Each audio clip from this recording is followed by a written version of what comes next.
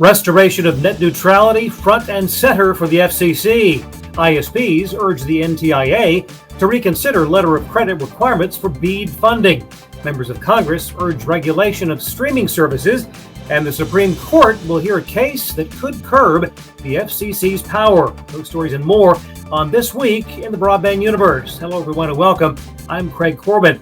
No surprise with the 3-2 party line vote on Thursday by the FCC to restore net neutrality rules. The notice of proposed rulemaking will allow public comment on the proposal prior to the commission putting final rules in place, process widely expected to draw multiple legal challenges. In other action during Thursday's meeting, the commission agreed to open the 6 gigahertz band of spectrum for a new class of wearable, cutting-edge, low-power devices. Meta anticipates using the spectrum for its smart glasses. Google's hardware group Pixel would utilize the 6 gigahertz band for high-speed peer-to-peer Wi-Fi communication. Amazon and Apple also applauding the action. A case which will go before the Supreme Court early next year might well impact how much regulatory power the Federal Communications Commission holds over the communications industry.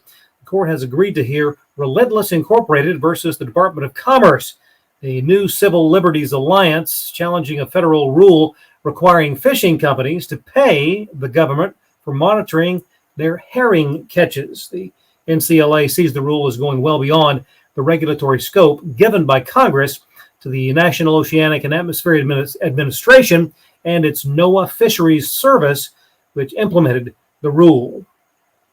Internet service providers in 44 states voicing concern over the letter of credit requirement for participation in the Broadband Equity Access and Deployment Program. 6 of the nation's largest ISPs, Ziply Fiber, Windstream, Consolidated Communications, Altice, Alta Fiber, and Brightspeed, have written a letter to Secretary of Commerce Gina Raimondo and Assistant Secretary of Commerce for Communications Alan Davidson, highlighting an industry-wide position that the existing letter of credit requirement is overly burdensome and would reduce private investment for expansion of rural broadband. Nearly 24 senators are asking the FCC to review a 2014 proposal to define certain video streaming services as multi-channel video programming distributors, or MVPDs, which would make them subject to agency oversight and regulation. The group noted the explosion of streaming technologies and a shift away from broadcast, cable, and satellite. Consolidated Communications is set to be acquired by Searchlight Capital and British Columbia Investment.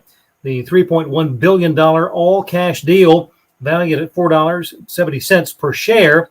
Previously, Searchlight owned 34% of Consolidated and was the company's largest shareholder. The deal expected to close sometime in 2025. On the calendar coming up this week, Fiber Broadband Association's final Regional Fiber Connect Workshop of the year, scheduled for Tuesday, the 24th in Minneapolis. On the agenda, discussions about workforce development, building and sustaining the customer experience, how fiber impacts community economics, and deployment challenges. Well, there's a new term in the ever-growing communications lexicon, quiet quitters. That describes those who haven't yet cut the cord, but are watching less pay TV. According to Inscape, the data division of Vizio, 5% of U.S. pay TV households have stopped viewing content via cable and satellite.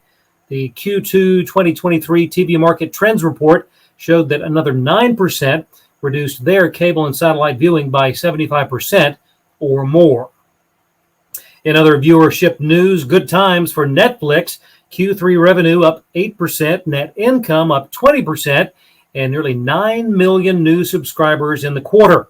Globally, Netflix now has 247.15 million subscribers, just over 77 million here in the U.S. And on the heels of that news, Netflix has announced its first live sports event coming up November 14th, the Netflix Cup. It will feature drivers from its Formula One Drive to Survive series, along with golfers from the new Full Swing series, paired up to compete in a match play tournament to be held at the Wynn Golf Club Championship Golf Course on the Las Vegas Strip. The event will take place in the run-up to the Las Vegas Grand Prix. Thanks for watching. We'll see you next time on This Week in the Broadband Universe.